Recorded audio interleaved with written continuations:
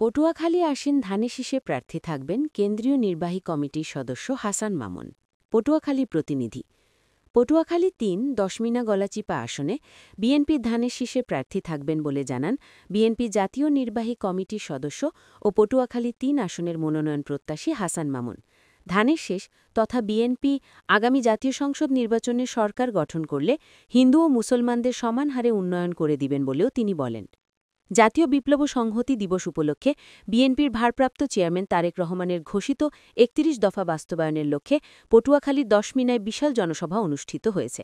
বুধবার বিকাল ৪:৩০টায় দশমিনা সদর ইউনিয়ন বিএনপির আয়োজনে সৈয়দ জাফর আর্জবেগী মাধ্যমিক বিদ্যালয়ের মাঠে এ বিশাল জনসভা অনুষ্ঠিত হয়।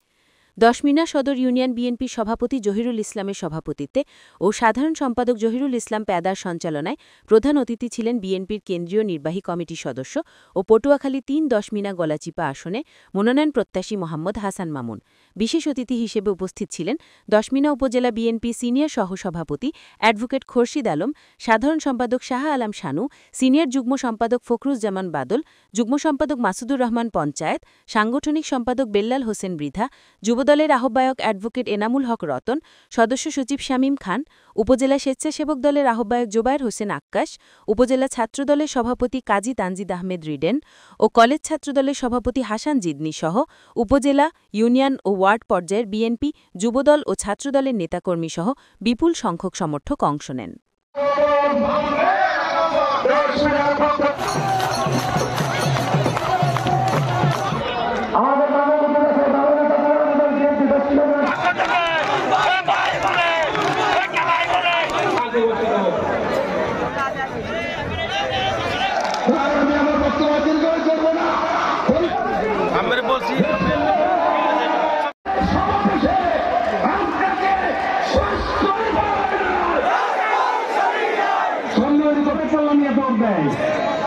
এরকম কিছু নেতা, কিছু এই সাময়িক নেতারা, সাময়িক কর্মীরা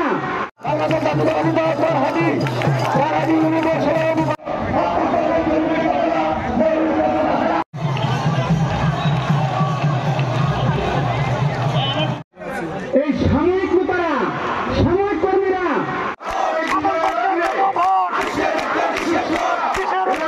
তাদেরকে আমরা দাওয়াত করেছি।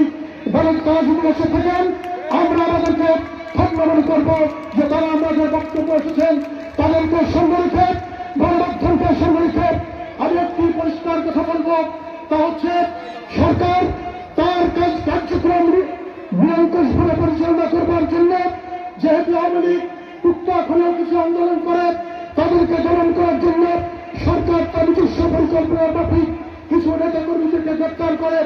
আমাদের বক্তব্য পরিষ্কার, কোন রাজনৈতিক দলের প্রতি আমাদের কোনো বিদ্বেষ নেই, কারো প্রতি আমাদের কোনো আক্ষেপ নেই, কারো প্রতি আমাদের কোনো ক্ষোভ নেই। বিগত 17 বছর আমাদের উপর যে নির্যাতন হয়েছে, মহান আল্লাহর দিকে তাকিয়ে আমরা সকলকে ক্ষমা করে দিয়েছি।